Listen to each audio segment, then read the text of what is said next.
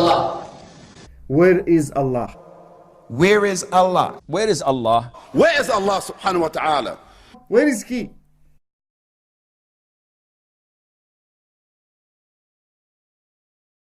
Many Muslims historically have gone astray concerning this issue. A large number of Muslims, if this question was posed to them, they would give the wrong answer that goes against what the Quran established and what the Prophet brought.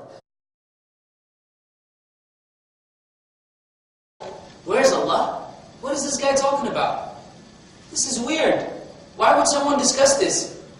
I've never heard this before. So you thought it was strange. But what's really strange is the fact that you feel strange. Where is Allah? This is such a foolish question. They are confusing and misleading people in an issue nobody has ever understood, nobody will ever understood, and nobody can understand, so you don't talk about it. Where is Allah is an extremely important issue. This is one of the most important things in a Muslim's life. Because according to many of the scholars, if you have the wrong understanding, you may not even belong to Islam. Where is Allah is an extremely important, Foolish question. He is over his throne. So He's above the throne, above the heavens. He is, subhanAllah, Muhammad ibn Khuzaymah, who is the Imam of the Imams. He said, whoever denies Allah Ta'ala above his heavens, and that's how they all were, very stern, this person must be reprimanded. He must be ordered to repent. And if he does not, he immediately is executed and his corpse is thrown in the dump yard with the rest of the animals. The word used is thumma stawa, then turned. It means to turn. To put right, and to adjust or sort out. The istiwa of Allah, Him being above, Him going over. That's well known to the Arabs. You ask any Arab who knows this language, he's going to say it means to go up into a sin. It is known what it means. To turn to put right, and to adjust or sort out. It means to go up into a sin. And to adjust or sort out. This person must be reprimanded. This guy is a real troublemaker, he's a fitna. Allah said He's on His throne. 6 times in the Quran. He's on Ar-Rahman al-Arsh istawa. He's on His throne. God is not in the center. God is on the arsh. He's on the throne. And He's definitely on His arsh. We did not say that. Our parents did not say that. Who said that? The Creator Himself. So He's above the throne, above the heavens. He said, is He sitting on it? I said, we don't say that because Allah didn't say about that about Himself. And He's definitely on His arsh. We did not say that. Our parents did not say that. Who said that? The Creator Himself. Allah didn't say about that about Himself. Who said that? The Creator Himself. And so he said, no brother, Allah is on the arsh. But Allah doesn't say Allah is on the arsh. The word used is thumma stawa, then turned. Istawa in Arabic does not mean to be sitting on. It means to turn. To put right, and to adjust or sort out. Allah is with you everywhere. Allah is with you wherever you are. If we have the utter otherness of God or unknowability of God, how then, as an individual, do we feel any closeness to God? If God is so exalted and so above the creation, how do we feel any intimacy with God? We have existence, dimensions, limits in terms of space and time. Allah doesn't have dimensions. There is a place where He is. Allah doesn't have dimensions. This is the thing Allah says in the Quran, لَيْسَ كَمِثْلِهِ شَيْءٍ. There is nothing like Allah. So if Allah is on the arsh and not here, that means Allah has dimensions. If you mean that Allah is within some of His creation, then that is batil. That is not true, and that cannot be said about Allah. Is He everywhere? No, He is not. This is a statement that could reach a person to void his Islam.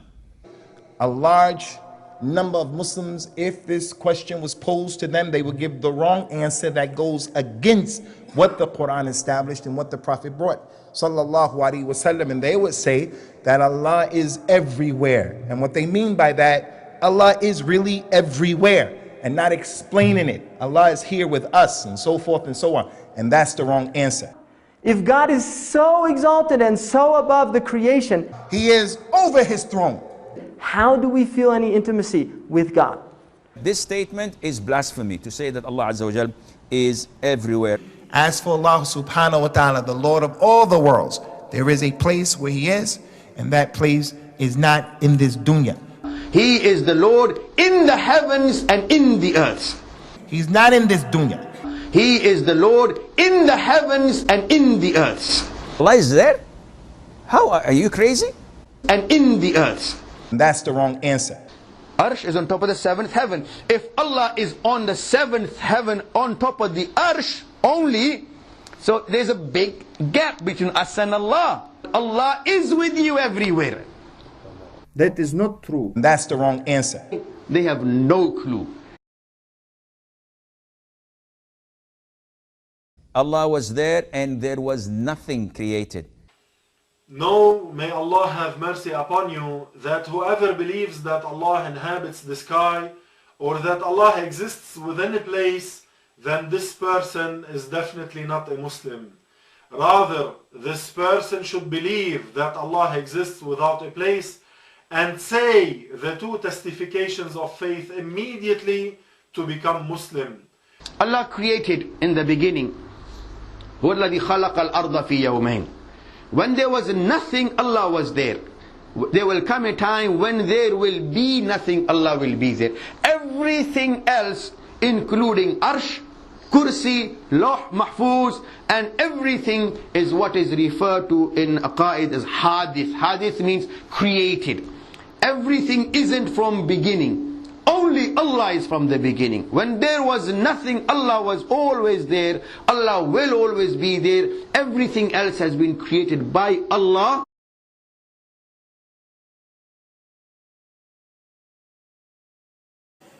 Is this hadith talking about when Allah was, there was nothing? It's impossible. Why? Because the hadith affirms the existence of the throne and the water. Okay? The hadith makes it clear that when the Prophet was talking about Allah was, and while there was nothing before him, what did he say? And his throne was over the water. So the hadith affirms the existence at that time of a throne and water. Allah was there and there was nothing created. When they use this hadith to say that when Allah was, there was nothing, and they quote this hadith, they're playing a game which you may not perceive. هو الذي خلق الأرض في يومين. When there was nothing, Allah was there. There was throne and water.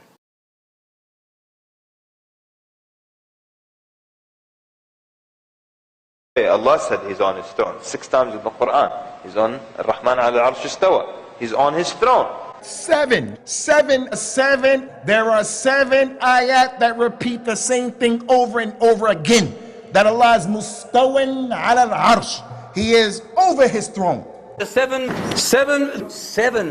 seven mention the references for the 7 verses that Allah Ta'ala established His throne. 7 verses, Shaykh? Or 7 or 8? 7, huh? 7 verses that mention Allah Subhanahu wa Ta'ala established His throne. 7 verses. 8, and then Allah says in 8 places in the Quran. How many? 8 places in the Quran. 7. 8 About although Allah Azza wa Jalla is above the seven heavens and He's over His throne in a way that befits His majesty, He nonetheless is still with us. Allah is with everyone, but He's with the people how? He's with the people in His ability to see from where He is. He's with the people in His ability to hear. He's with the people in His ability of the knowledge, the powerful knowledge that He has.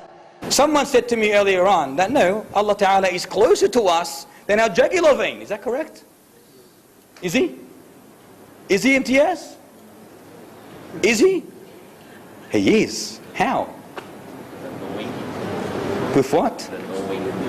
With His knowledge, with His hearing, with His seeing. And these people, until now, they never answer the question, is He in the bathroom?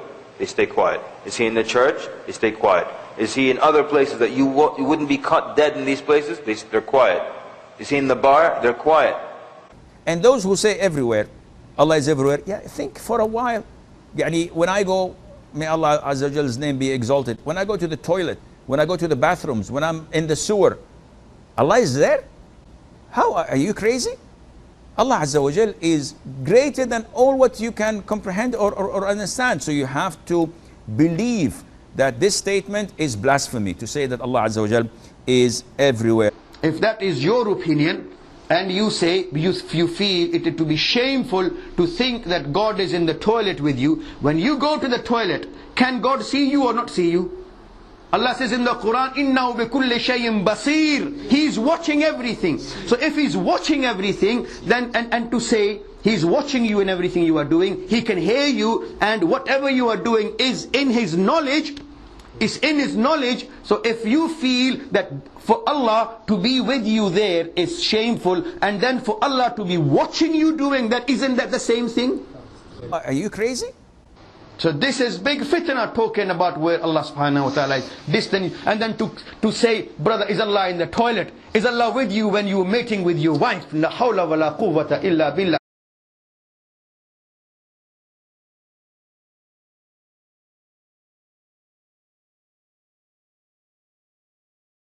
Where is He?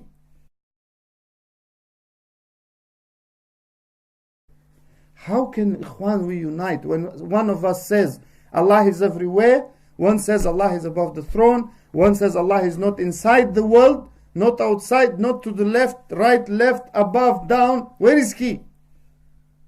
$1.25 billion, if we, as the ulama say, if we were to spit, if all of us came together and spat on Israel, it would be wiped out. It would be wiped out a long time ago. But we can't even come together in the same masjid. Why? Because he believes Allah is above His throne, and he believes Allah is everywhere, and he believes Allah doesn't have names and attributes, and he believes Allah has names and attributes. He believes Allah has names but not attributes. He believes Allah has attributes but not names. What is this? Then you get some idiots saying, no, no, no, no, no, it's not stawa, it's stawla. Many Muslims historically have gone astray. You may not even belong to Islam. And this person is definitely not a Muslim. They don't teach Tawheed. Void his Islam. Fitna. Blasphemy. Idiots. This guy, this person is must a real be troublemaker, he's a reprimanded. fitna.